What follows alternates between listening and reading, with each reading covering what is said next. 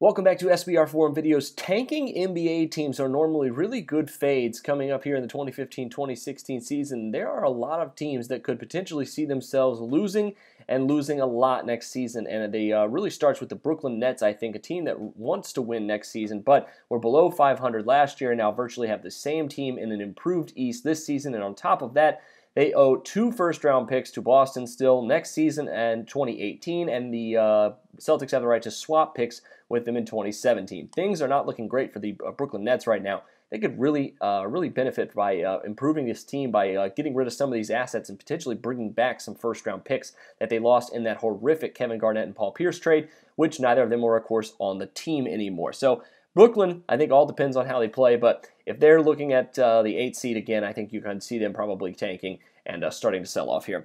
Los Angeles Lakers are, of course, absolutely still on this list because after a really disappointing offseason for them, they really don't have another choice because, of course, they also owe a draft pick to Philadelphia, which is only protected 1 through 3. So if they land similarly what they did last season, they could keep that pick, which I think is absolutely on their minds. But if they lose that pick, I think that's a huge loss for them, considering they probably won't be much better than a top 3 to 5 lottery team. Now, also on that list is the Minnesota Timberwolves, a team that if they're similarly in the same position, obviously they'll keep their pick. They owe a first-round pick that's only protected through the picks 1 through 12. So even though I don't think they'll be in the playoff race in the Western Conference, they'll still probably keep their pick as well. But of course, they owe it to Boston. But they still could convey that pick to Boston later down the road. So don't smile too high at Minnesota Timberwolves fans. Finally, the Dallas Mavericks are another team that could potentially, I think, start to tank this season if things go downhill for them quickly in 2015-2016. Missing out on DeAndre Jordan could be the first domino to fall of many. It could lead to Dirk Nowitzki potentially being traded. Now, obviously, I think the odds of that happening are still low, but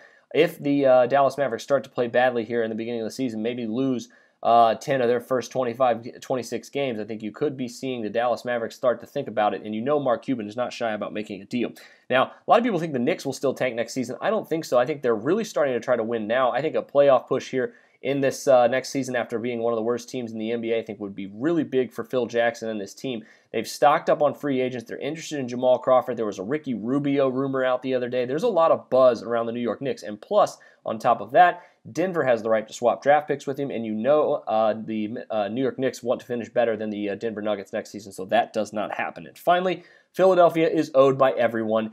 That's how it is. They could have 6 or 7 first-round picks this season if all plays out. Probably not that many in real life, but they'll definitely have more than one, it seems like. So the Philadelphia 76ers, trust the process is all you can say about them right now, but probably still not going to be great in 2015-2016. That'll do it for me this time.